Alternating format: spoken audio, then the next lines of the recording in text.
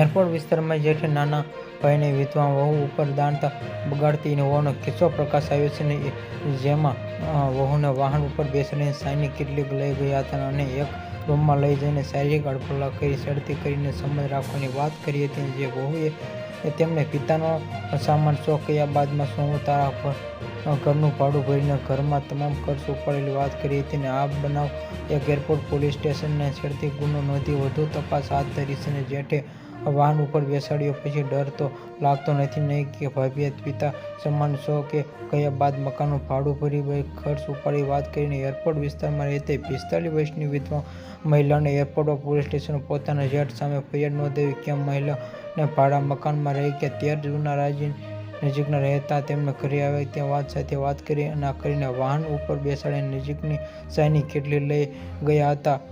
આવો વિડીયો સામે આવ્યો હતો. Subscribe my channel.